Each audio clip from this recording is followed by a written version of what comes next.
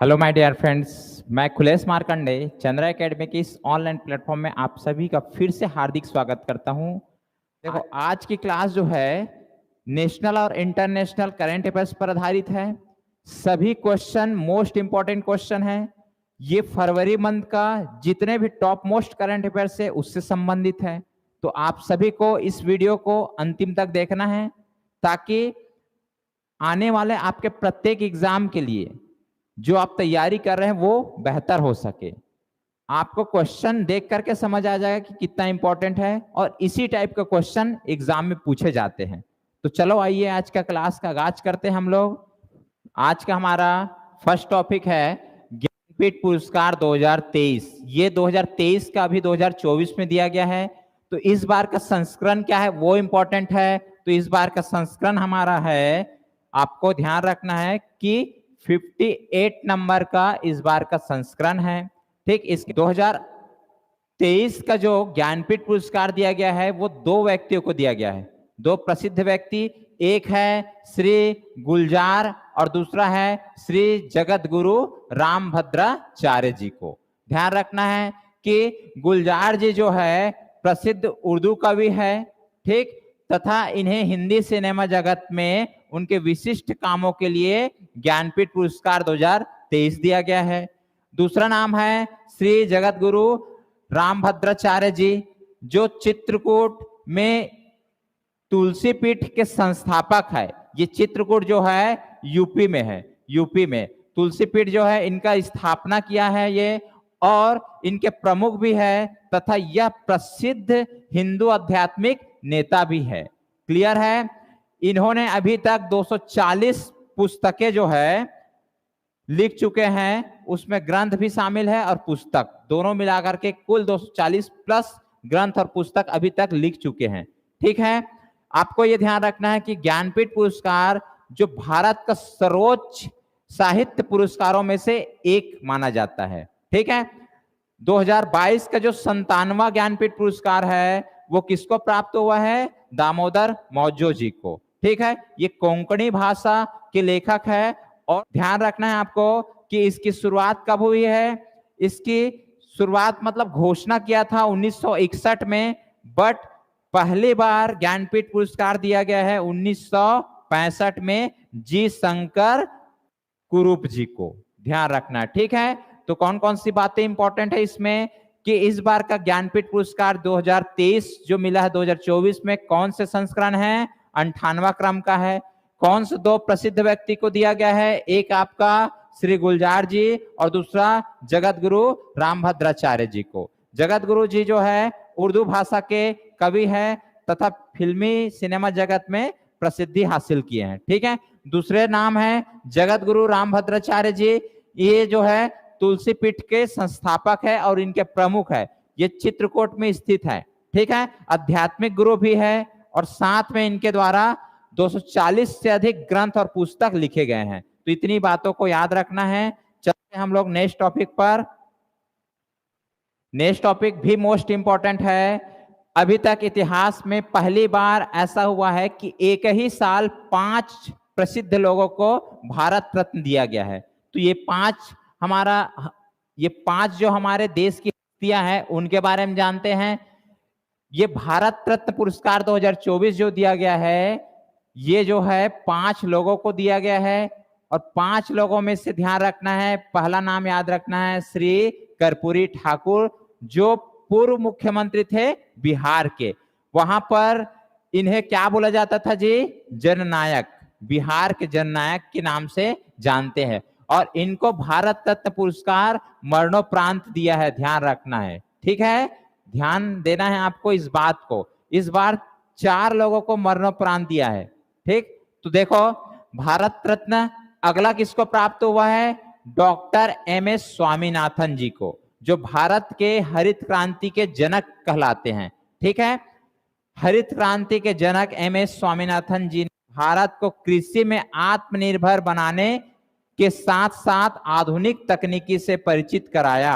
मरणोपरांत भारत रत्न से सम्मानित किया गया है। ठीक है, अगला इसी से रिलेटेड और पॉइंट है इसके पहले स्वामीनाथन जी को 1961 में शांति स्वरूप भटनागर पुरस्कार, 1971 में रेमन मैग्सेसे पुरस्कार एवं 1986 में अल्बर्ट आइंस्टीन विश्व विज्ञान पुरस्कार। देखो ये विश्व स्तरीय प्रसिद्ध व्यक्ति है, ठीक है, ध्यान रखना। 1961 में शांति के लिए भटनागर पुरस्कार दिया गया है, 1971 में रेमन मैग्सेसे पुरस्कार और 1986 में अल्बर्ट आइंस्टीन विश्व विज्ञान पुरस्कार भी दिया गया है।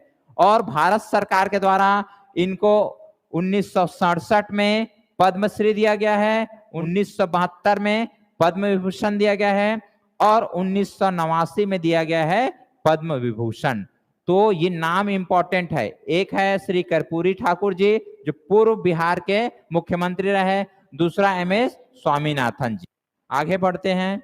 तीसरा नाम है PV नरसिम्हा राव, ठीक है, ये भी बड़ा इंपॉर्टेंट पर्सन है रहे हैं, ठीक है। इनको भी मरणोपरांत सर्वोच्च नागरिक सम्मान दिया गया है, ध्यान रखना, ठीक है। मरणोपरांत PV नरसिम्हा राव वर्ष 1991 से 96 तक भारत के 9वें प्रधानमंत्री के रूप में कार्य किए हैं।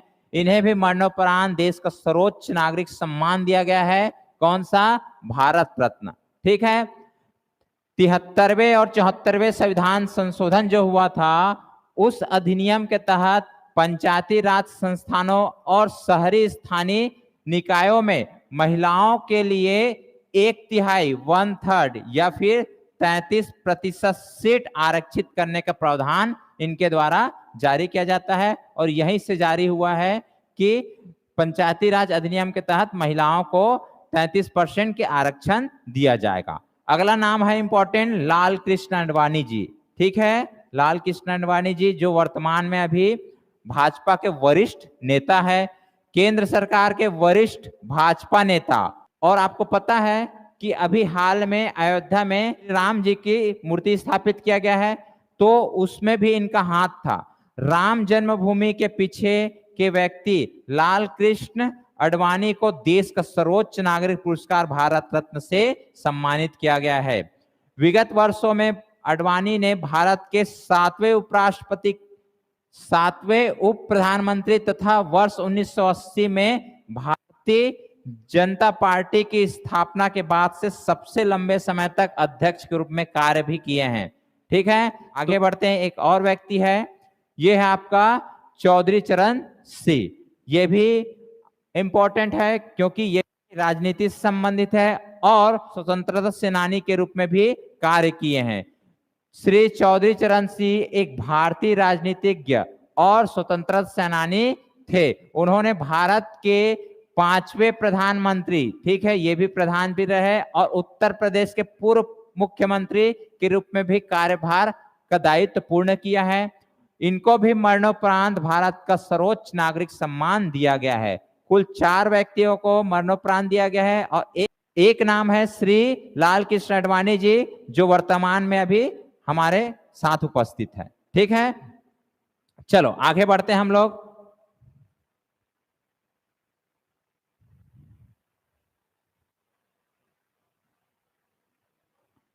नेक्स्ट टॉपिक है भारत के 5 जो स्थल है उसको रामसर साइट में शामिल किया गया है, ठीक है। ये रामसर साइट में शामिल करने का उद्देश्य रहता है कि वह क्षेत्र जो वेटलैंड एरिया है उसको संरक्षित करना है। तो संरक्षित करने के लिए क्या कर देते हैं कि रामसर साइट में शामिल कर देते हैं ताकि जो जिस देश की सरकार, जिसकी सरकार है वो उसको संरक्षित करके रखे, ठीक है। तो इस बार फिर हमारे भारत से 5 स्थल को शामिल किया गया है। इसके पहले 75 स्थल ऑलरेडी शामिल थे। अब टोटल 80 स्थल भारत के जो वेटलैंड एरिया है उसको कहां शामिल किया गया है? रामसर साइट में, ठीक है। पहला नाम ध्यान रखना है, अंगसमुद्रम पक्षी संरक्षण रिजर्व। ये कहां है जी? कर्नाटक। 3 स्थल कर्नाटक से है, 2 स्थल तमिलनाडु से। अघानासिनी मोहाना ये भी कर्नाटक में है। मगधी केरे संरक्षण रिजर्व ये भी कर्नाटक में है। 3 कर्नाटक से हो गए।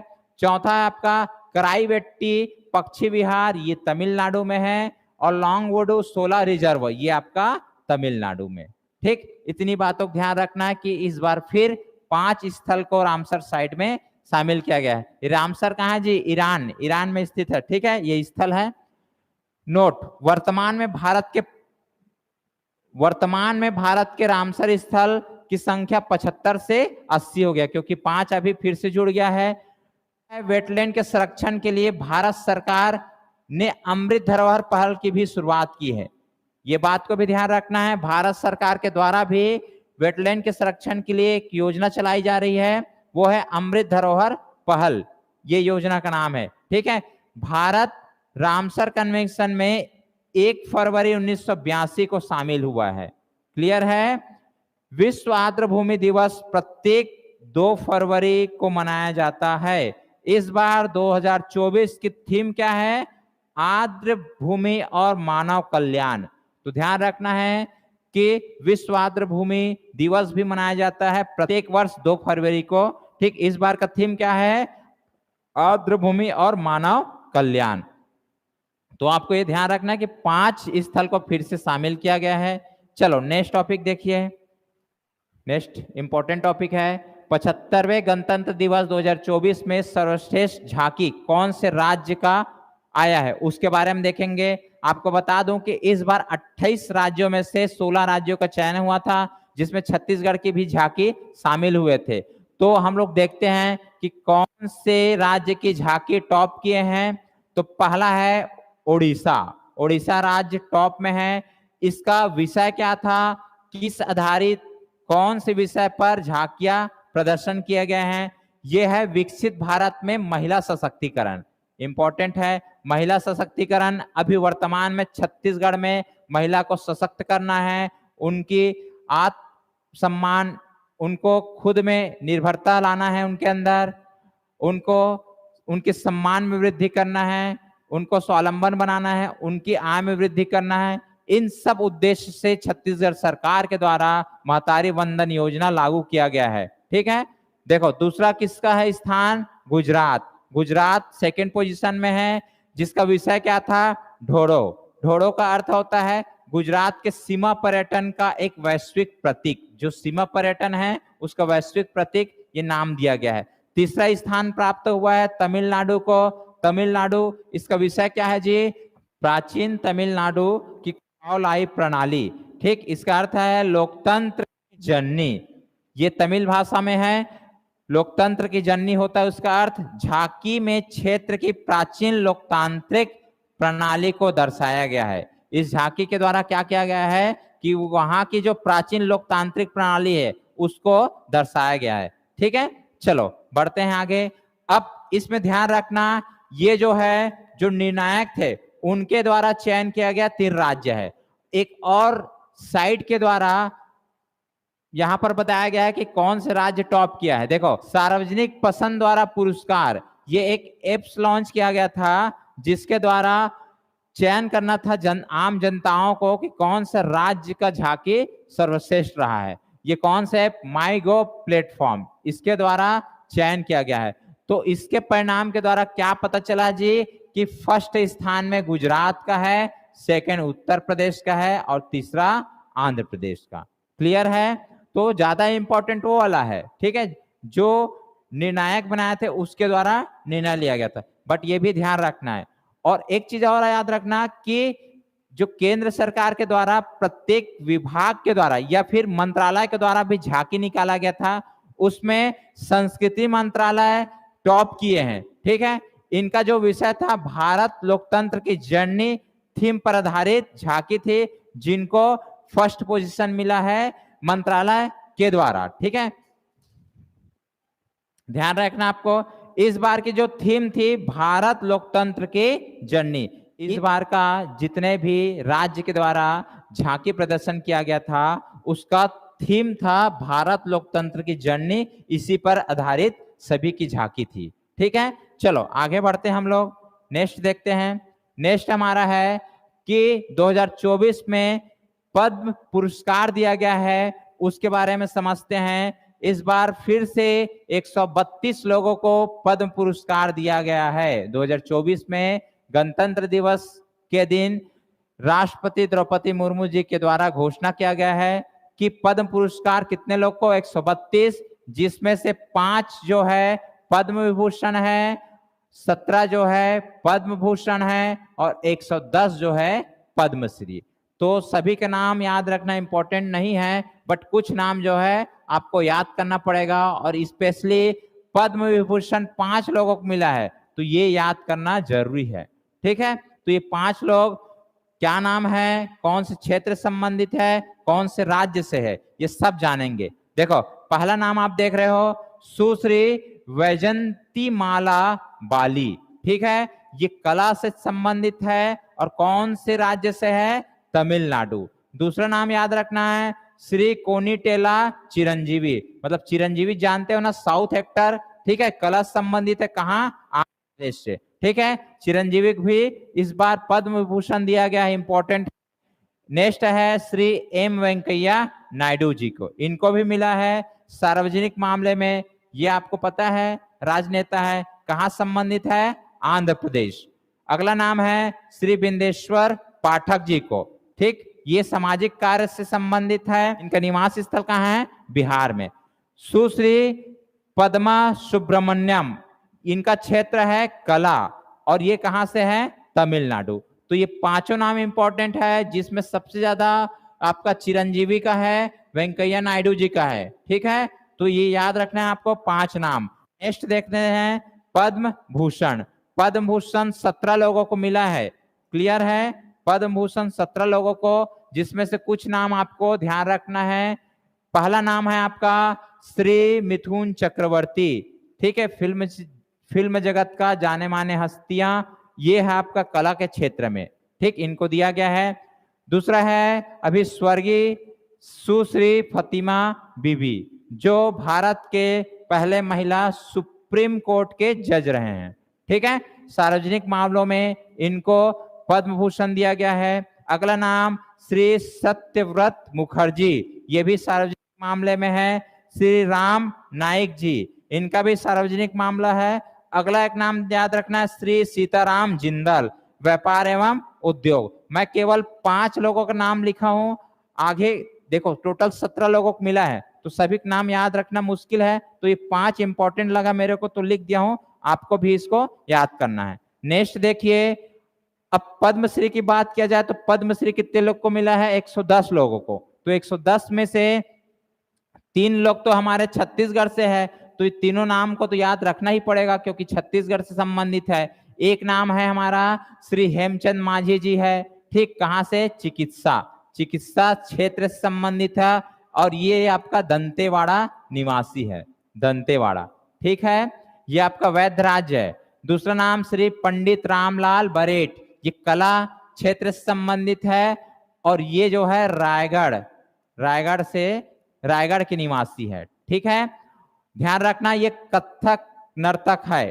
ठीक है, रायगढ़ राजघराना से संबंधित है। तीसरा नाम है श्री जागेश्वर यादव जी, जो समाज सेवा से संबंधित है, और ये जसपुर जिला से है, जसपुर जिला से। ठीक है, ये भी समाज सेवा। और चौथा नाम आप देखोगे तो श्री खलील अहमद जी, ये कला से संबंधित है। अगला नाम सुश्री गीता रॉय बर्मन, ये भी कला से है। सुश्री पार्वती बरुआ, ये इंपॉर्टेंट है। ठीक है, पार्वती बरुआ, ये आप लोग टीवी वगैरह में भी देखे होंगे, ये भी सामाजिक कार्य से संबंधित है। नेक्स्ट देखो, सुश्री चार्मी मुर्मू, सामाजिक कार्य से। ठीक, शुरू के 3 नाम तो मोस्ट इंपॉर्टेंट है, बाकी तो देख सकते हो आप लोग। ठीक है, चलो नेक्स्ट टॉपिक पर चलते हैं हम। अगला टॉपिक हमारा है कि इसरो के द्वारा गगनयान मिशन लॉन्च किया गया है, और ये जो लॉन्च किया गया है, ये ऐसा मिशन है इसरो के द्वारा जिसमें भारत से 4 व्यक्तियों को अंतरिक्ष में भेजा जाएगा, अर्थात भारत का पहला मानव युक्त अंतरिक्ष मिशन है। ठीक है, पहला है, ध्यान रखना, इसलिए इंपॉर्टेंट है। तो किसके द्वारा लॉन्च किया जा रहा है जी, इसरो के द्वारा। ठीक, ये इसरो के द्वारा इंडियन स्पेस रिसर्च ऑर्गेनाइजेशन, इसकी स्थापना हुआ था 15 अगस्त 1969 को। ठीक, हेडक्वार्टर्स कहाँ है जी, कर्नाटक में। ठीक, बेंगलुरु कर्नाटक। और ध्यान रखना अभी वर्तमान में इसके अध्यक्ष कौन है, एस सोमनाथ। ठीक है, चलो ये आगे बढ़ते हैं। और ये जो प्रोजेक्ट है ये 2024-25 में लॉन्च किया जाएगा, ठीक है। अब इसमें कौन से रॉकेट का यूज किया जाएगा? रॉकेट है आपका LVM-3, ये इंपॉर्टेंट है। इसमें कौन सी इंजन का यूज किया गया है? इंजन की बात करेंगे तो क्रायोजेनिक CE-20, ये भी इंपॉर्टेंट है, ठीक है। ध्यान रखना है कि इसमें 4 जो पायलट है उनको भेजा जा रहा है, उसकी घोषणा हाल में किया गया है पीएम नरेंद्र मोदी जी के द्वारा। कहां पर यह घोषणा किया गया है? इसकी घोषणा किया गया है विक्रम साराभाई स्पेस सेंटर, तिरुवनंतपुरम, केरल में, ठीक है। तो ये 4 पायलट के नाम जान लेते हैं, वो इंपॉर्टेंट है। आपका 3 जो है ग्रुप कैप्टन है। ग्रुप कैप्टन एक है प्रशांत बालाकृष्णन, दूसरा है आपका अजित कृष्णन, तीसरा है आपका अंगद प्रताप। ये तीनों कैप्टन है, ठीक है, ग्रुप कैप्टन है। और चौथा एक है विंग कमांडर। विंग कमांडर इसका नाम है शुभांशु शुक्ला। तो ये 4 नाम आपको याद रखना है। इसी के साथ साथ हमारे पीएम जी के द्वारा इन चारों को एक पुरस्कार दिया गया है या सम्मान दिया गया है, ये है आपका अंतरिक्ष यात्री पंख, ठीक। इस नाम से इन लोग को सम्मानित किया गया है। सभी टॉपिक इंपॉर्टेंट है, चीज को नोट करके रखना है, ठीक है ना। और ध्यान रखें कि करंट अफेयर्स कितना इंपॉर्टेंट है आप सभी को अच्छे से पता है। तो यदि वीडियो अच्छा लगे तो लाइक और शेयर जरूर करना, ठीक। नेक्स्ट टॉपिक देखिए, अंतरराष्ट्रीय गीता महोत्सव 2024। क्लियर है? अंतरराष्ट्रीय, ये इंटरनेशनल लेवल पर गीता महोत्सव का आयोजन किया जा रहा है। ये कौन से क्रम का है? ये क्रम है 5वें क्रम का है। कहां पर किया जा रहा है जी? ये श्रीलंका में। श्रीलंका में हो रहा है 5वें क्रम का। इसके पहले 4था क्रम का भारत में हुआ था। भारत के कौन से स्थान पर? कुरुक्षेत्र। कुरुक्षेत्र कहाँ है? हरियाणा, ठीक है। ये 1 मार्च से 3 मार्च 2024 में आयोजित हुआ है। क्लियर है? इसमें विशेष की बात किया जाए तो यहाँ पर गीता यज्ञ होगा, ठीक। शोभा यात्रा निकलेगी, प्रतियोगिता भी यहाँ पर आयोजित की गई है अलग अलग ढंग से, ठीक है, झांकी के माध्यम से। चलो ये ध्यान रखना है, अंतरराष्ट्रीय गीता महोत्सव 2024 का 5वां संस्करण कहाँ हो रहा है? श्रीलंका में, ठीक है। अभी मार्च में हुआ है हाल में। चलो आगे बढ़ते हैं। नेक्स्ट टॉपिक हमारा है Dada Saheb Phalke international film festival 2024। Clear है? ये भी टॉपिक इंपॉर्टेंट है, ठीक। भारत में जो बेस्ट फिल्म या फिर अच्छा काम के फिल्म जगत में 2023 में उनको यह पुरस्कार दिया जा रहा है 2024 के लिए। तो बेस्ट फिल्म की बात किया जाए तो बेस्ट फिल्म इसमें है जवान, ठीक, जिसका एक्टर इसमें कौन थे? शाहरुख खान। तो बेस्ट फिल्म की बात किए कौन सा? जवान। तो इसी के एक्टर बेस्ट एक्टर कहलाएंगे। बेस्ट एक्टर का पुरस्कार किसको मिला है? शाहरुख खान, जवान फिल्म के लिए, ठीक है। बेस्ट एक्ट्रेस की बात करेंगे तो बेस्ट एक्ट्रेस है Rani Mukherjee, Mrs Chatterjee versus Norway, ये फिल्म आई थी, ठीक। इनके तो इन्हीं के लिए इनको बेस्ट एक्ट्रेस का पुरस्कार दिया गया है। बेस्ट डायरेक्टर इस बार दिया गया है संदीप रेड्डी वांगा जी को, एनिमल फिल्म, ये भी चला फिल्म, ठीक है। और 12वीं फेल आप सभी ने देखे होंगे, इनको दिया गया है क्रिटिक्स बेस्ट फिल्म के लिए, क्रिटिक्स बेस्ट फिल्म के लिए, ठीक। इस अवार्ड का फाउंडेशन या प्रारंभ बोला जाए 2012 से हुआ है, बट ये पुरस्कार देना कब से चालू हुआ है? 2016 में। और यह पुरस्कार पिछले साल जैसे 2023 अभी गए हैं, उस 2023 में जो बेस्ट फिल्म रहे हैं, ठीक, उनको दिया जाता है नेक्स्ट ईयर, मतलब 2024 अभी दिया गया है। चलो आगे बढ़ते हैं। नेक्स्ट टॉपिक है देश की सबसे लंबी ट्रांसपोर्टेशन टनल का उद्घाटन किया गया है, ठीक है। पीएम नरेंद्र मोदी जी के द्वारा हाल ही में देश की सबसे बड़े ट्रांसपोर्टेशन टनल बनाया गया है, सुरंग बनाया गया है, उसका उद्घाटन किया गया है। ये कहाँ बनाया गया जी? ये बनाया गया है जम्मू कश्मीर। जम्मू कश्मीर में बनाया गया है और नाम क्या दिया गया है? Udhampur Srinagar Baramulla rail link.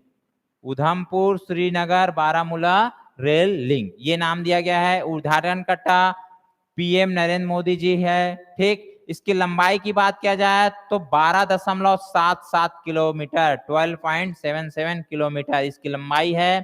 ध्यान रखना वर्तमान में दुनिया का सबसे ऊंचा रेलवे ब्रिज भी अभी हाल में बनाया गया है देश के अंदर, ठीक है। वर्तमान में दुनिया का सबसे ऊंचा रेलवे ब्रिज कहां बनाया गया है? चिनाब नदी में, जम्मू में स्थित है। ठीक, ये भी बात इंपॉर्टेंट है। और ये आपकी कितनी लंबाई है? 12.77 किलोमीटर। ठीक है, चलो बढ़ते हैं आगे। नेक्स्ट टॉपिक है, पिछले साल आप लोग देखे होंगे कि हमारे पीएम जी को 7 देशों से सर्वोच्च सम्मान प्राप्त हुआ था। साथ में राष्ट्रपति जी को भी एक देश से सर्वोच्च सम्मान प्राप्त था, सूरीनाम से। तो इस बार जो है कांग्रेस के वरिष्ठ नेता और हिंदी साहित्य के लेखक कौन, श्री शशि थरूर जी को इस बार फिर से फ्रांस का सर्वोच्च सम्मान प्राप्त हुआ है। ठीक है, फ्रांस का सर्वोच्च सम्मान, क्या नाम है इस सम्मान का? The Legion of Honour 2024। किसको मिला है जी? श्री शशि थरूर। ये कांग्रेस के वरिष्ठ नेता है और वर्तमान में सांसद भी है, लेखक भी है। ठीक है, प्रसिद्ध लेखक है। इस पुरस्कार को Knight of the Legion of Honour भी कहा जाता है। ठीक है, Knight of the Legion of Honour. तो फ्रांस के द्वारा किसको दिया गया है? श्री शशि थरूर जी, जो प्रसिद्ध लेखक है और सांसद भी वर्तमान में है। चलो आगे बढ़ते हैं। नेक्स्ट है हमारा, नेक्स्ट टॉपिक है सैन्य अभ्यास मिलन 2024 का शुभारंभ अभी वर्तमान में हुआ है। सैन्य अभ्यास है, ठीक है, किसके द्वारा कराया जा रहा है? ये भारतीय नौसेना के द्वारा यह योजना, यह कार्यक्रम का शुभारंभ किया गया है भारतीय नौसेना के द्वारा। कहां पर हो रहा है ये सैन्य अभ्यास? विशाखापट्टनम में हो रहा है। क्लियर है? अगला कब से कब तक हो रहा है? ये 19 जनवरी को प्रारंभ हुआ है। ठीक है, 2024 की बात है। इसमें शामिल देश कितने हैं जी? 51 शामिल देश है। इसकी विशेष की बात किया जाए तो मिलन एक द्विवार्षिक बहुपक्षीय नौसैनिक अभ्यास है।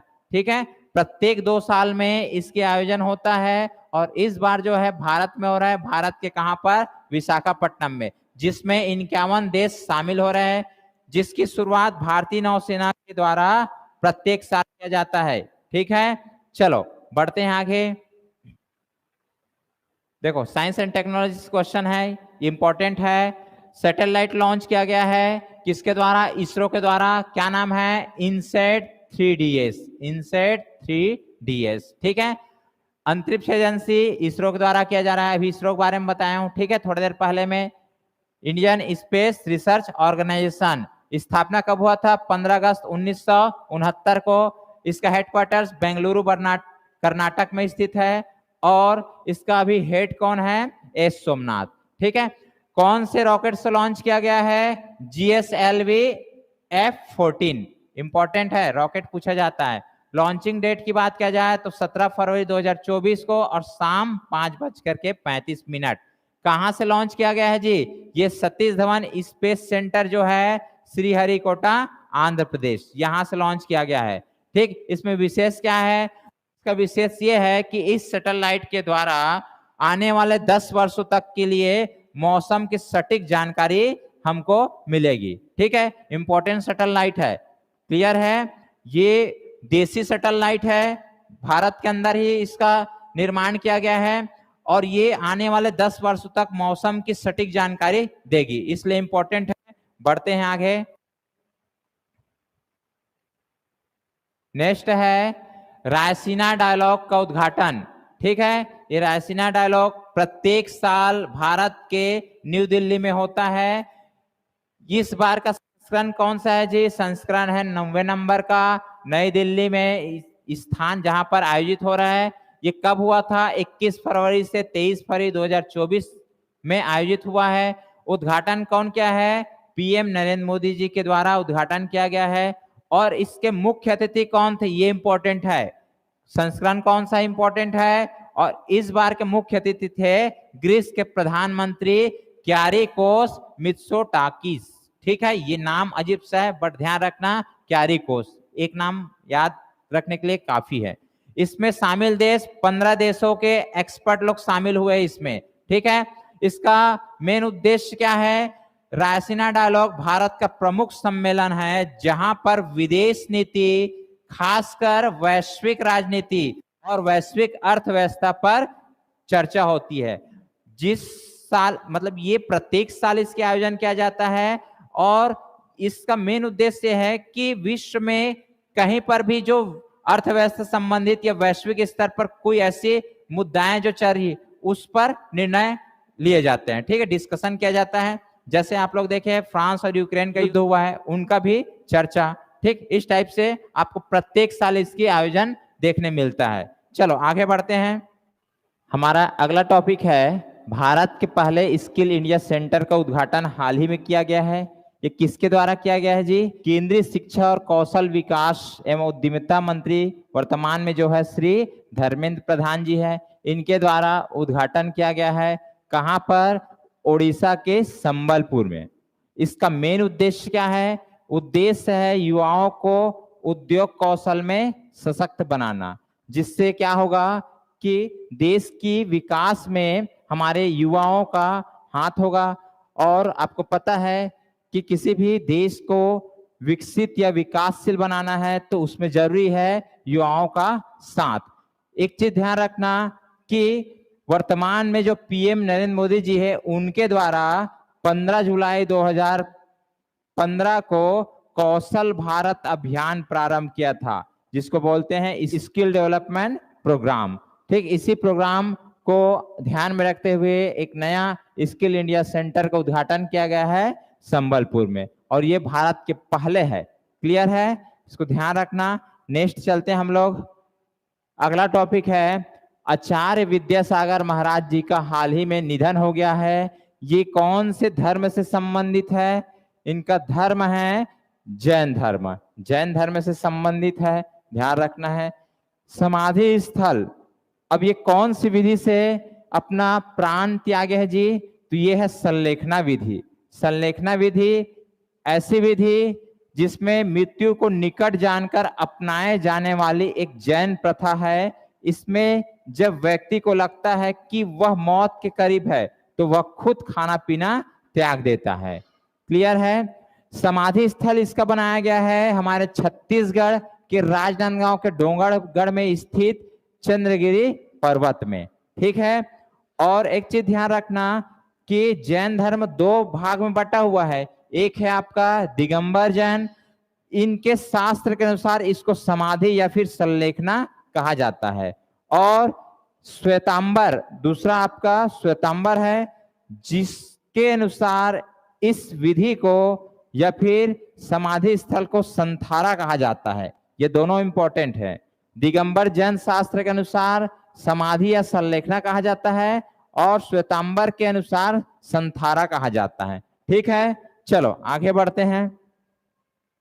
नेक्स्ट है हमारा, ये अभी हाल ही में एक इंडेक्स जारी हुआ है। इंडेक्स का नाम है हेनले पासपोर्ट इंडेक्स। मतलब विश्व में कौन सा देश की पासपोर्ट मजबूत है, कौन से देश में ज्यादा पासपोर्ट बनता है। ठीक है, इससे संबंधित है।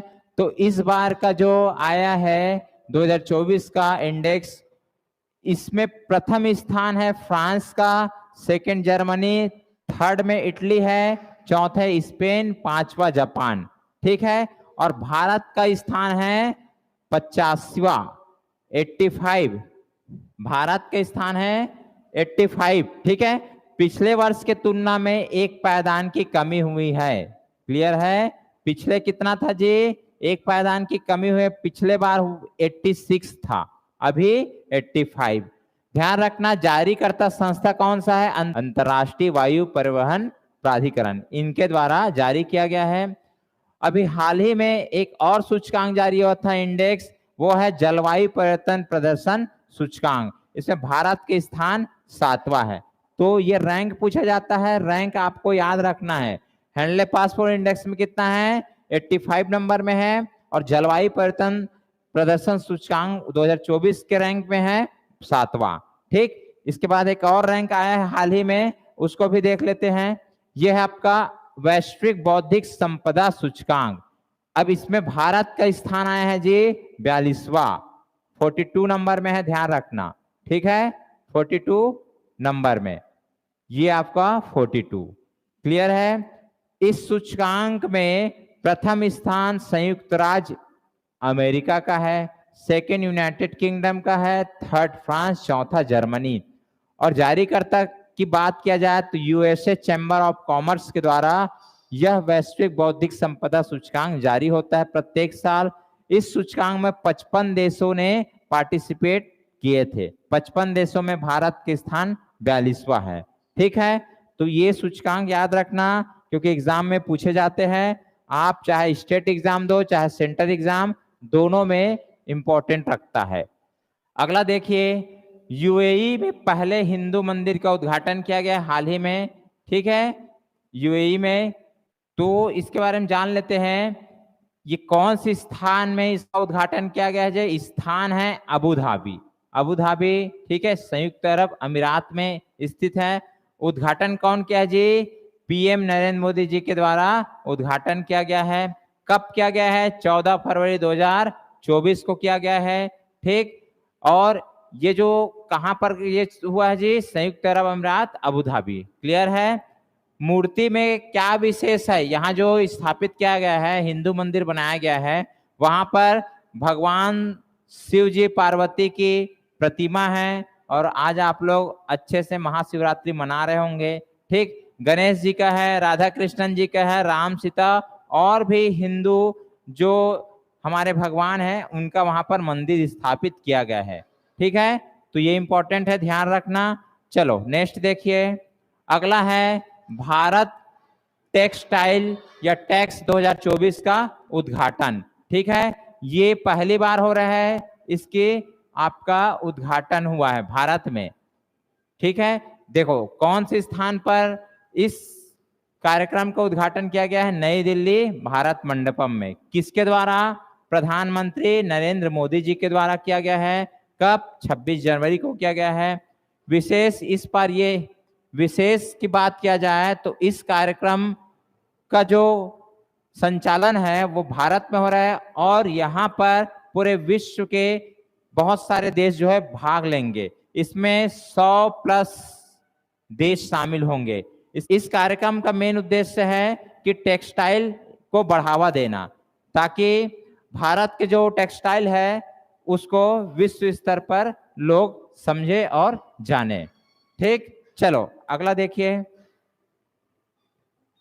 नेक्स्ट है, अभी वर्तमान में खेलो इंडिया यूनिवर्सिटी गेम्स हुआ है 2024 का। कौन सा संस्करण है जी? संस्करण की बात किया जाए तो चौथे क्रम का है। इंपॉर्टेंट है, ठीक है, याद रखना है आपको। ये चौथे क्रम का अभी हाल ही में आयोजित हुआ है।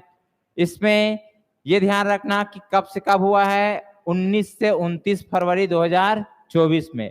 अब देखो, खेलो इंडिया यूथ गेम अलग होता है, खेलो इंडिया यूनिवर्सिटी गेम है। ठीक है, इसमें इससे क्या होगा कि देश के अंदर जितने भी यूनिवर्सिटी है उसमें जो बच्चे पढ़ रहे हैं उनको भी एक प्लेटफॉर्म मिलेगा, वो नेशनल स्तर और इंटरनेशनल स्तर पर अपना नाम कमा सके। तो ध्यान रखना, चौथे क्रम का है।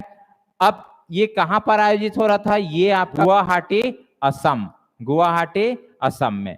इसके शुभंकर क्या है जी? ये है अष्टलक्ष्मी। अष्टलक्ष्मी जिसका अर्थ होता है तितली, इनको इस स्पोर्ट्स का शुभंकर बनाया गया है। ठीक है, कुल 20 खेल इसमें शामिल किए गए थे, जिसमें देखा जाए तो 4500 से अधिक खिलाड़ी ने भाग लिए थे। अब पदक तालिका इंपॉर्टेंट है। इसमें पदक तालिका में देखा जाए तो प्रथम स्थान चंडीगढ़ विश्वविद्यालय का है, जिन्होंने 32 स्वर्ण, 18 रजत और कांस्य 21 मिला करके कुल 71 पदक मेडल प्राप्त किए हैं। तो प्रथम स्थान में चंडीगढ़ विश्वविद्यालय, सेकंड में है लवली प्रोफेशनल विश्वविद्यालय। ठीक है, इनको मिला है टोटल 42 पदक। फर्स्ट को याद रख लो, टोटल याद रखना है। ठीक है, थर्ड स्थान में है गुरु नानक विश्वविद्यालय अमृतसर में है, ये आपका टोटल पाया है 51। बट गोल्ड जो है सबसे ज्यादा पाएंगे, उसके हिसाब से पदक तालिका में टॉप करेंगे। ठीक है, तो ध्यान रखना, चंडीगढ़ विश्वविद्यालय फर्स्ट में है, सेकंड में लवली प्रोफेशनल विश्वविद्यालय है, थर्ड में गुरु नानक विश्वविद्यालय। ठीक, तो ध्यान रखना है आपको इतनी बातों को। ये हमारा करंट अफेयर्स खत्म होता है यहाँ पर। मिलेंगे अगले वीडियो में, तब तक के लिए जय हिंद, जय भारत, जय छत्तीसगढ़। Thank you.